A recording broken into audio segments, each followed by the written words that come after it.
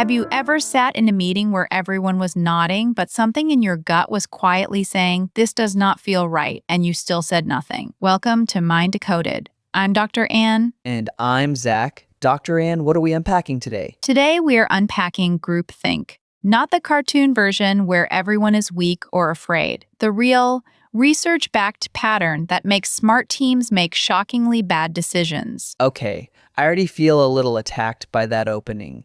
But yes, I want to know why that happens. Let me start with the story that made this concept impossible to ignore. In 1986, the Space Shuttle Challenger broke apart 73 seconds after launch.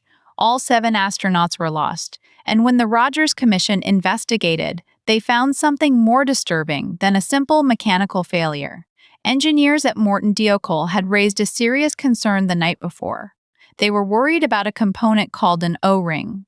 The launch was scheduled for an unusually cold morning, and the O-rings had never been tested in those conditions. So there was a warning. It was not hidden. It was not hidden at all. One engineer, Roger Boisjoli, tried very hard to stop the launch, but the data was not conclusive. He could not say with 100% certainty that the O-ring would fail.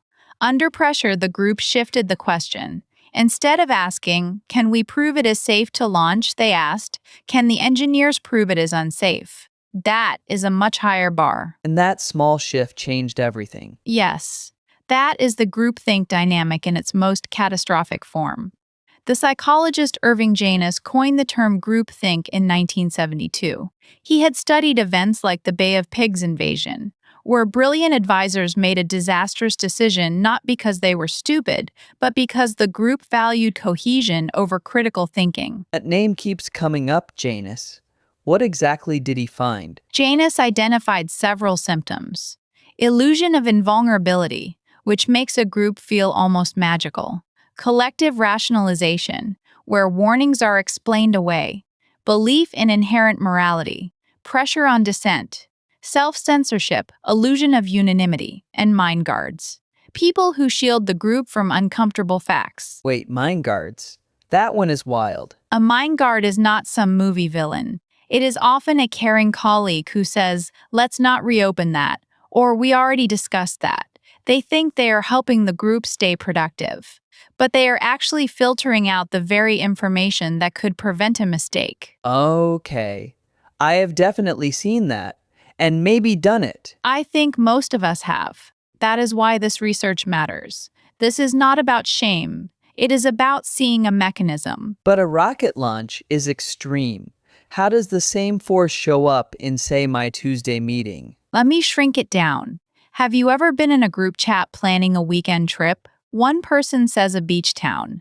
Another says yes. Someone else says that sounds fun. You actually want the mountains, but 3 people already look excited, so you type, "I'm in." Then you spend the trip wondering how everyone decided so fast. I have absolutely done that. The pizza version too. You already used that one earlier, but yes, it is real. It is the same psychological seed. The desire to be part of the group can become louder than your own private signal. So if my own brain knows the mountain is a better idea, why does it choose agreement? That is where social psychology gets fascinating.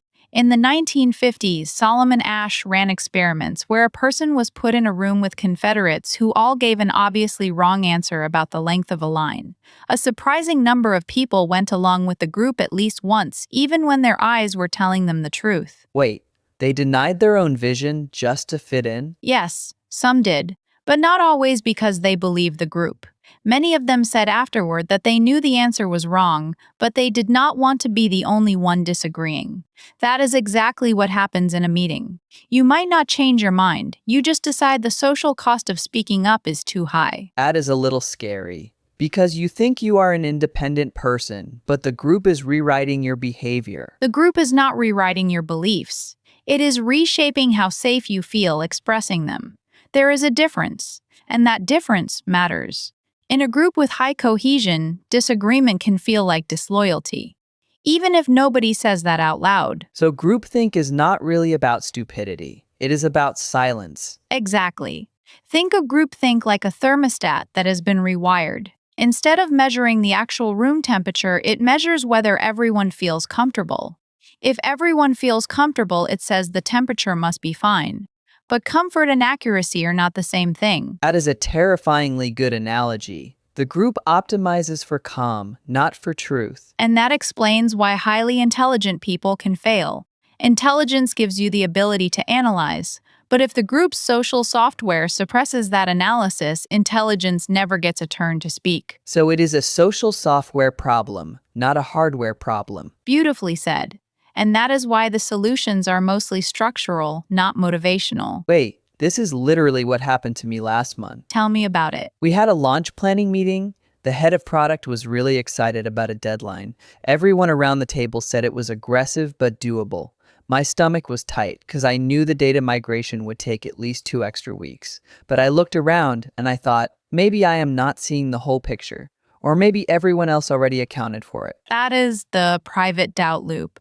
You had data, but you searched for a reason to stay quiet. Exactly. And afterward, 3 people messaged me separately and said they were worried about the same thing. We were all sitting there, worried, but the room looked unanimous. That is the illusion of unanimity. Silence gets mistaken for agreement. It is one of the most painful parts of groupthink because it feels passive, but it actively creates a false consensus. So we manufactured agreement out of nothing. Yes, and here is the part that surprises everyone when they first learn this. In a groupthink episode, the people may actually be more worried than they appear, but each person uses the other's calm faces as evidence that everything must be fine. Psychologists call this pluralistic ignorance. Everyone privately doubts, but nobody speaks, so everyone concludes they are the only one who is uncertain. Pluralistic ignorance. That phrase deserves a poster. It does. It explains so many chain emails and bad corporate decisions. That makes me feel weirdly better.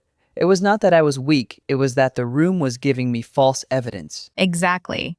And once you understand that, you might actually feel more compassion for yourself. This is not a character flaw. It is a feature of how human groups process social risk. The brain is not optimized for truth above all. It is optimized for belonging and survival. So, how do we stop it? Because I cannot just tell my brain not to care about belonging. No, but you can change the environment. In healthy teams, leaders can do a few simple things. First, the leader should withhold their opinion until after others speak. This reduces anchoring. Second, assign someone to argue against the plan, not as a joke, but as a real analytical role. Third, break large groups into smaller subgroups before comparing conclusions. What about the person who is scared to speak up? Is there something they can do? Yes, you can ask a question instead of making a claim. Saying, "What would it take for this plan to be wrong?" is less socially risky than saying, "I think this plan is wrong." Questions create room for doubt without forcing you into the role of the enemy. That is practical.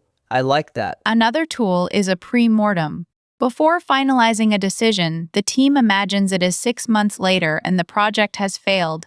Then everyone writes down what went wrong. It is surprisingly effective because it invites everybody to share risks without attacking anyone in the present. Oh, I have heard of premortems. It turns anxiety into a game almost. Right. It uses the same imagination that often fuels anxiety but points it at the decision instead of at yourself. So, groupthink is not cured by just telling people to be brave. It is cured by changing the question. Yes.